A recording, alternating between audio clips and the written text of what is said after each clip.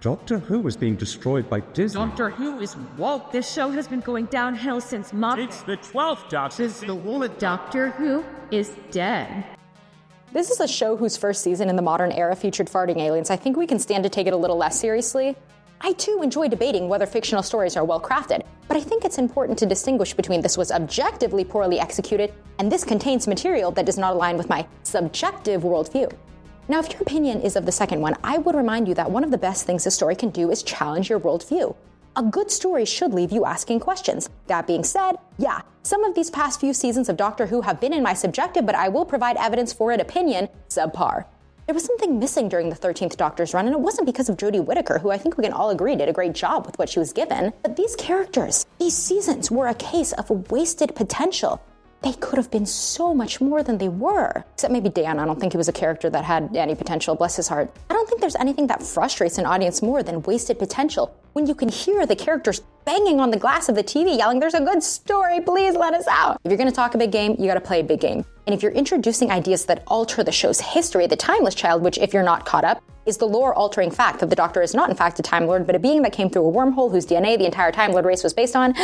If you're going to destroy Gallifrey a second time, which, if you remember, the first time it happened was an event that impacted the Doctor's character in a seasons-long arc, and then took an entire 60th anniversary special to rectify. If you're going to make big choices, fine, but the execution and the writing better be great to back up your great changes. But when you have the Doctor destroy half the universe in the flex, only to be like, yeah, it's very sad anyway, when you bring back the Doctor's mother only to kill her 5 seconds later before we, the audience, can even learn anything about her, when you have the Master destroy Gallifrey because he's in a goofy, silly mood and then devote 0.002 seconds of screen time to the Doctor's reaction.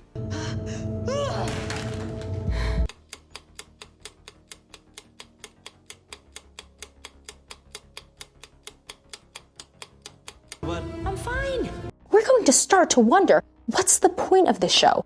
Why should we care about these big events if the Doctor doesn't even care about them? Why should we care about the companions when the writers don't even care about them? Why are we watching this show? What are you telling us this story for? Is this just Cats the musical now? I don't know what the is going on, but at least the spectacle of it is good. Well, someone looked at all of this and said, you know what it's time for? A soft reboot. A major reason for the Disney Plus deal was the fact that the BBC is dying. And if you want someone to save your dying show from its dying platform, who do you turn to? The mouse. And while we can talk about the problem of very few companies owning so much of the media we consume, Disney does not own Doctor Who. This is a streaming rights deal with Disney Plus that allows for the series to be streamed in countries other than the UK and Ireland via Disney's platform. But can a Disney Plus budget alone save the show? No. That's what bringing back Russell T Davies is for. Russell T Davies was the showrunner who ushered in the modern era of Doctor Who and arguably brought it to the height of its popularity in the modern era. So if you want a soft reboot, then bring back the guy who knows how to do a Doctor Who soft reboot. Now there's a lot at stake when you're doing a soft reboot. You have to appeal to a wide net of people. New fans, old fans, people who know the lore, people who know none of it. You have to keep it fresh and new, but still be consistent with the show's history. You have to start a new story while simultaneously continuing an old one. Were they able to accomplish all of this? Spoilers. They went about all of this in a really clever way. What they did was break up the soft reboot into 2 parts. Part 1, get your old audience back. You have to admit it was a smooth move on their part to lure fans back with David Tennant. The first episode received 7.61 million viewers, the show's highest viewing figures since 2018. Now, nostalgia can't make up for bad writing, but it didn't have to. These 3 episodes effectively wrapped up the Doctor's story in an emotionally satisfying arc, paving the way for the soft reboot. By letting the Doctor finally confront his trauma and his past, by having him finally realize he needs to stop running and heal, Russell T Davies effectively marked an ending to the arc of the Doctor in the 2005 to 2024 era. Say what you want about Bi-Generation, but when you need to accomplish giving the Doctor a satisfying ending and leaving behind all the baggage of the show for a fresh start, and you only have 3 episodes to do it in, letting David Tennant settle down with Donna, not with. I just want a mate. You just want to mate. A mate. I want a mate. While 15 went on his merry way because 14 had grown from therapy with Donna, and then it was like they did it backwards because like wibbly wobbly timey wimey was a pretty smart way to go about it. Speaking of the Doctor finally doing something about his mental health, thank you to BetterHelp for sponsoring this video. As we've seen in the show, making sure you stop and take care of your mental health is so important to being able to move forward with your life. But unfortunately, therapy is not accessible or affordable for everyone. For me personally, I called my insurance asking about mental health services, and they were like, yeah, therapy is entirely out of pocket until you hit a $6,000 deductible. It was $6,000 in-network and $12,000 out-of-network, by the way, just in case you were curious. BetterHelp is an option for those who, like me, are looking for lower-cost therapy, or if you have other accessibility barriers, like being unable to drive to an in-person appointment. Everything on BetterHelp is virtual, so you can message and do video calls with your therapist. So ultimately, this was a good option for me since my insurance does not cover anything, and I don't have a car. If this sounds like it could be a beneficial option for you as well, BetterHelp can connect you to a licensed therapist who is trained to listen and give you helpful and biased advice. You'll be matched with a therapist usually within 48 hours, so you can get started right away. You can visit betterhelp.com/magicbymichaela or choose Magic by Michaela during sign-up and enjoy a special discount on your first month. Part 2. Reboot it, baby. Now for the hard part. You have to not only hang on to the old fans you've lured in with David Tennant's sexy hair, but you have to capture the heart of a new audience too. How did the show bring back a spark into the storytelling? Why does the show feel like Doctor Who again while still feeling entirely fresh? Here were 3 important things they did. Number 1, seeing through the companion's eyes. There's a reason the first episode of the 2005 reboot was called Rose, because despite the Doctor being the main character, the viewers are watching the story through Rose's eyes. When you want to introduce a world to an audience, the best way you can do it is through a character that does not know the world. Think Harry seeing Diagon Alley for the first time, Percy learning he's a half-blood, Frodo leaving the Shire and seeing the rest of Middle-earth. You learn about the world as the character does, which helps not only turn exposition into discovery, but it allows you to connect with the character and with the story, because you're experiencing all the emotions of discovery for the first time together. Over time, the audience had learned more about the universe and the Doctor, and we became the Doctor watching the companions discover, oh, it's bigger on the inside over and over, but no longer discovering it ourselves. Yaz, Graham, Ryan, and Dan, they didn't even feel like main characters. They felt like an ensemble cast of background characters to the Doctor's story. Another thing that slowly started happening over time was that the companions stopped feeling like real people. This was something that even started to shift during Amy's era. Rose, Donna, and Martha all felt very grounded in reality. We knew about their lives outside of the Doctor. We got to know their family, their jobs, everything they were leaving behind. You understood their sacrifice, and that connected you to them. When you start to get to characters like Amy and Clara, Bill, though in her defense she only had one season, and then to the 13th Doctor's companions, their lives started to feel less grounded in reality. Over time, the companions' lives on Earth felt secondary and the Doctor's primary, marking a shift from the companions being the storytellers to the Doctor being the sole storyteller. But what the soft reboot did was put the story firmly into the companion's hand. We got to know Ruby Sunday first before we introduced the Doctor into the story, not just who she is, but her past, her family, her wants, her fears. I just left. By the church. In the snow. Because of this, even if you're not watching the show for the first time, you're still seeing it through her eyes. You make an emotional connection with her, and it makes you feel like you're going on a journey with her. And for new audiences, it's a perfect introduction into the world. This lends really well to the amount of exposition they snuck in there for first-time viewers. When the story is told from the companion's point of view, it makes sense for the Doctor to be explaining why the TARDIS is a police box, whereas if it's from the Doctor's point of view, it just feels like exposition. Oh, you're a doctor. You're... the police? Police box! No, that's a disguise. Inside is a time and space machine. And I haven't felt that spark of a new companion seeing a planet for the first time or realizing, oh, it's bigger on the inside for the first time lately, because it's been the Doctor discovering the companion. Now that it's the companion discovering the Doctor, there's so much more spark in it, and there's so much joy in discovery. The second thing they did to bring back the spark into the storytelling was to bring back music into the storytelling. There's one reason that not enough people talk about when it comes to discussions of why previous seasons of Doctor Who have not felt as emotionally compelling, and that is the use of music. For some context, Murray Gold was the musical director of Doctor Who from 2005 to 2017, and he left when Stephen Moffat did right before the 13th Doctor's run. Now, to be clear, I'm not saying that the music during the 13th Doctor's run was bad. It was beautiful music. But this era did not use music to tell the story the way that Murray Gold's era did. Here's what I mean. Think about Star Wars for a second. Think about the use of music as a storytelling tool. When you hear the Imperial March, you don't even need to see Vader. The music is what cues you that the bad guys are here. When you watch Han and Leia's reunion in The Force Awakens, the specific use of their musical theme in that moment adds an additional layer of emotion. You remember everything they've been through because you have heard that music play during all of the past important moments in their journey.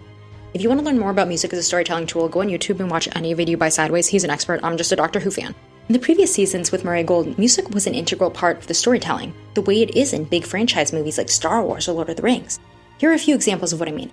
When you hear the I Am the Doctor theme, Dun dun dun dun dun dun dun dun dun dun dun dun dun. I'm singing it to avoid a copyright strike. Hearing that evoked excitement in you because you learned to associate that song with the pivotal moment in the episode.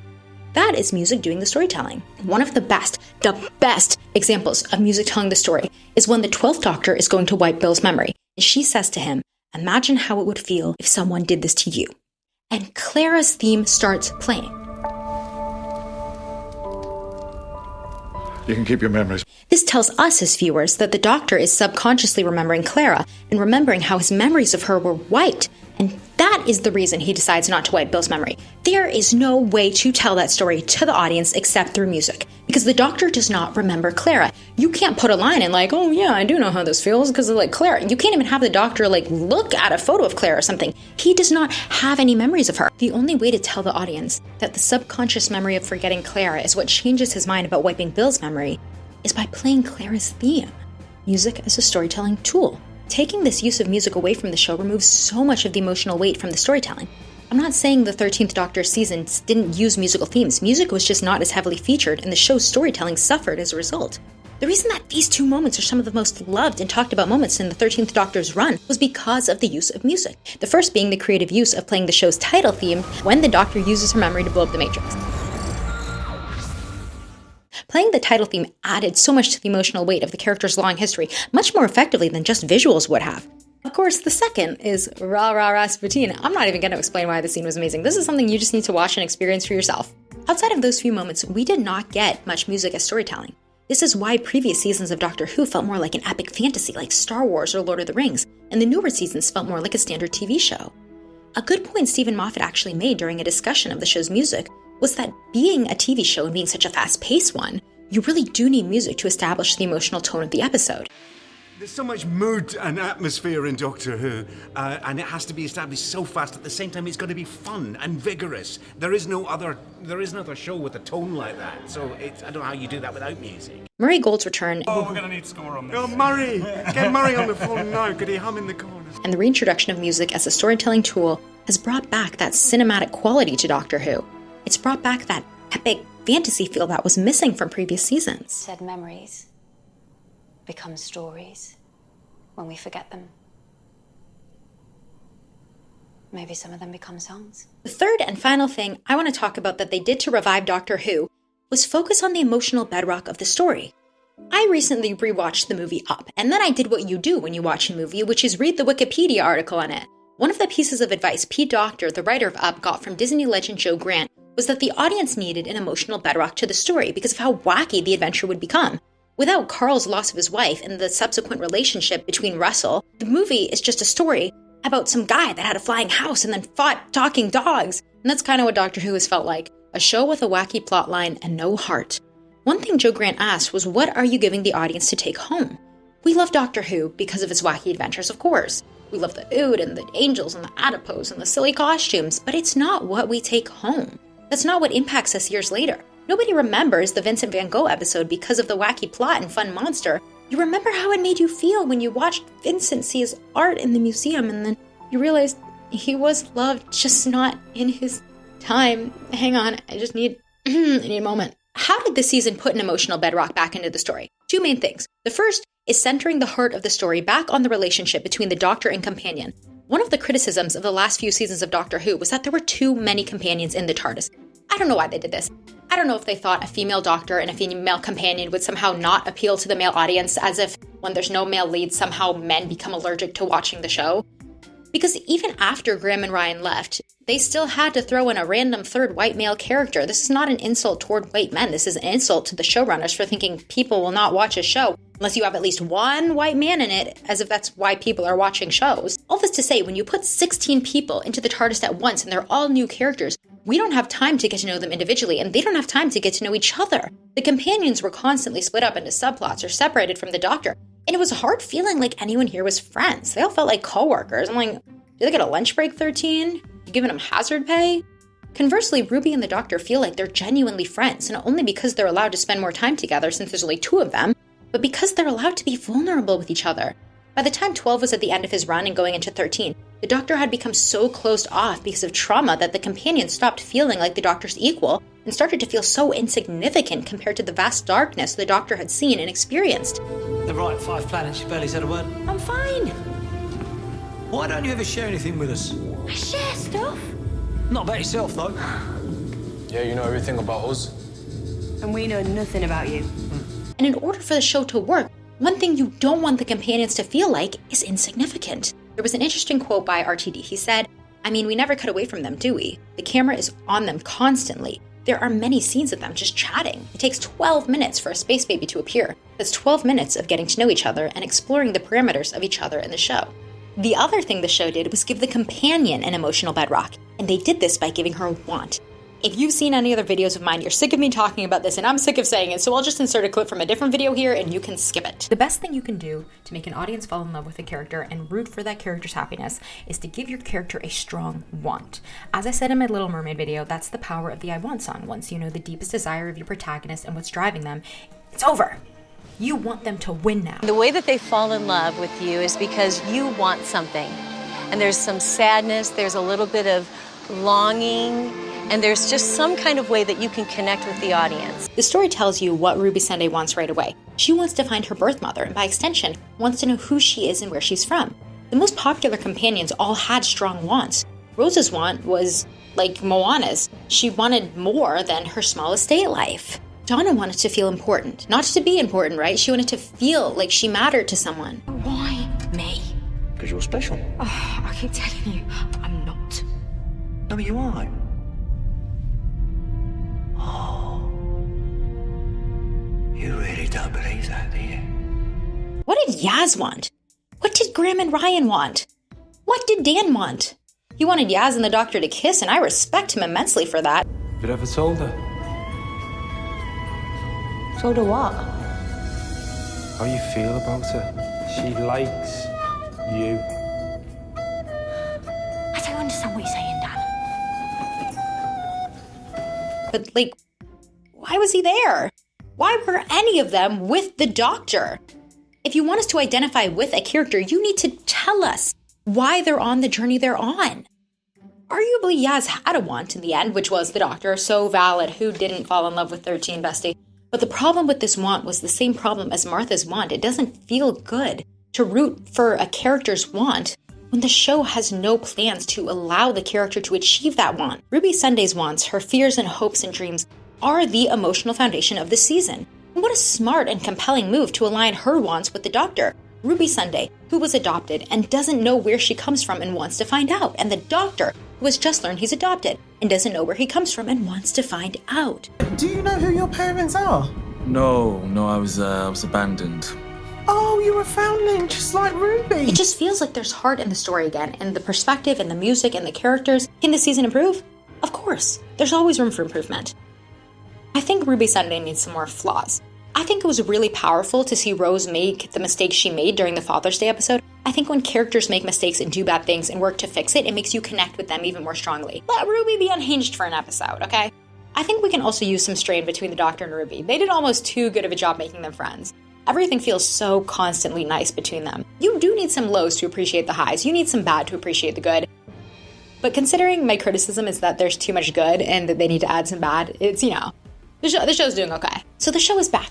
It's well written and acted, it's got heart and humor and fun and important life lessons, it's got a Disney Plus budget. Is that all enough to save the show? Unfortunately, being good does not save a show nowadays. If it was enough, then so many good shows would not have gotten canceled before they were finished. In the age of streaming, a show needs internet buzz to survive. Even bad shows that are talked a lot about solely because they're bad will be renewed above a good show that is simply just good, so no one's talking about it. Negativity spreads faster online than positivity. The algorithm caters to rage bait and videos and articles that will generate comments. That's why the streaming model is slowly shifting to mass-made and cheaply made shows with clickbait plotlines. They don't want to sustain an audience, they want to get new subscribers. This is my concern for Doctor Who. It is good. It is great. It's one of the best seasons and shows I've watched in a long time, and that may not be enough.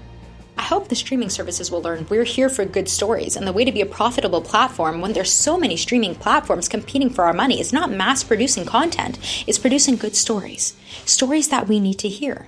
And Doctor Who is a story that I think everybody needs to hear. And you want to know my secret? There's no one like me in the whole wide universe. No one like me exists, and that's true of everyone. It's not a problem, Captain Pops. It's a superpower.